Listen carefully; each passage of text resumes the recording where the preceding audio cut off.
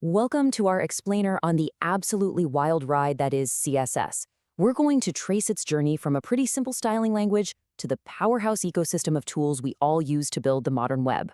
Okay, so let's just jump right in with a question that I know every single web developer has asked themselves at some point. It feels like every year there's a new best way to do things, right? So why all the churn? Well, the answer is a long story about solving some really tricky fundamental problems. So, to really get why tools like Sass or styled components or Tailwind even exist, we've got to rewind a bit. We need to look at what was so tough about styling in the first place, especially as websites got more and more complex. Think about it. Back in the day, you just had to make a website look good on one screen, a desktop monitor. Simple enough. But then, boom, laptops, tablets, phones. Suddenly you had to build for every screen. Responsive design went from being a cool trick to being absolutely essential. And that just threw a huge wrench in the works for keeping things consistent and, not a total nightmare to update. And as these projects got bigger, oh boy, the headaches started. Developers found themselves just fighting against CSS itself. You were repeating code all over the place, totally breaking that golden don't repeat yourself rule. And the worst part? Everything was global. So you change a button style over here, and it would completely mess up something totally unrelated on a different page. It was chaos. Plus, no variables, no logic, so big style sheets just became these massive, tangled messes. All right, so the first real rescue mission came from these things called preprocessors. And honestly, they were like giving developers superpowers. Suddenly, you could write CSS like it was a real programming language. So what is a preprocessor? Well, think of it like a souped-up version of CSS. You get to write in a smarter language like Sass or less, using all sorts of cool features, and then a tool just compiles it all down into the regular old CSS that browsers actually understand. And this right here, this was one of the first huge game changers, variables. Look at the left, that's plain CSS. If you want to change that green color, you have to hunt it down and replace it everywhere. Total pain. But on the right, with a preprocessor like less, you define it once. Need a change? One line and it updates the whole site. It sounds so basic now, but believe me, this was absolutely revolutionary. And it didn't stop there. Then we got mixins. Oh man, remember vendor prefixes? To get something as simple as rounded corners to work everywhere, you had to write like 4 different lines of code. It was a mess. With a mixin, you just wrap all that repetitive code into one neat little package. And just like that, getting perfect rounded corners was a single, clean line of code. Okay, so as the web itself grew up, so did the way we built it. We moved away from giant, clunky pages and started thinking in terms of small, reusable components. And well, if you're going to change how you build things, you have to change how you style them too. This new component mindset led to something called web components, a way to build these self-contained, reusable pieces right in the browser. And yeah, the Lego brick analogy is just perfect. Each piece has its own logic, its own style, and you can just snap them together to build whatever you want. Meanwhile, over in the JavaScript world, people were cooking up their own solution. And that's where CSS-in-JS came from. The idea was, hey, what if we just wrote our CSS right inside our JavaScript components? And this was genius because it completely solved that whole global scope nightmare. Your styles were automatically locked to the component they belonged to.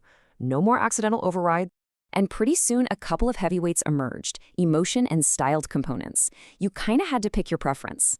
Emotion was known for being smaller and faster, which is great for performance. Styled components, on the other hand, had this massive community and a syntax that felt really familiar, which a lot of people loved.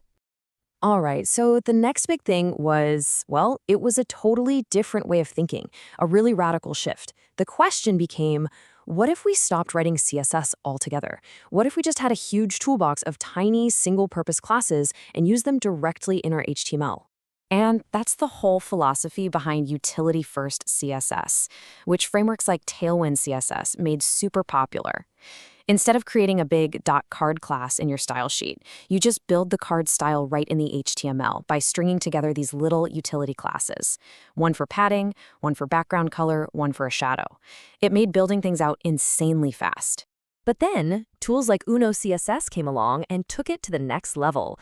Just look at this code. On the left, you've got that classic long string of classes, which can get pretty messy. But on the right, Uno CSS has this awesome attributify mode.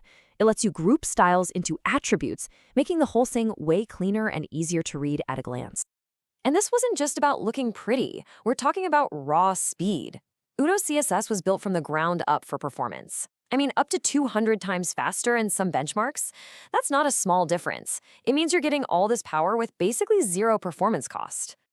So here's where the story gets really interesting. After years and years of the community building all these clever tools to fix CSS, CSS itself started to learn. The language started to evolve, bringing all those great ideas right into the browser. Native CSS was finally fighting back.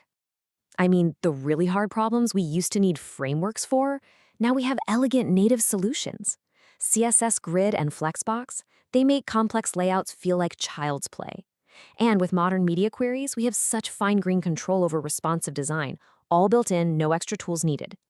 But the real, honest-to-goodness game changer, the one we've been begging for like decades, it's the has pseudo class. Everybody called it the parent selector, the holy grail of CSS. It lets you style something based on what's inside of it. Let that sink in for a second. Okay, here's a perfect example. With this code, we're telling the browser, hey, style the parent card, but only if a button inside it is being focused with the keyboard. This is huge for accessibility. We can create these beautiful, clear focus states without touching a single line of JavaScript. And this just shows how incredibly powerful it is. We can use has to look for something anywhere on the entire page. So when a modal pops up, we can instantly tell the main HTML tag to stop scrolling. Again, zero JavaScript required. This kind of thing used to be so complicated. Now it's one line of CSS.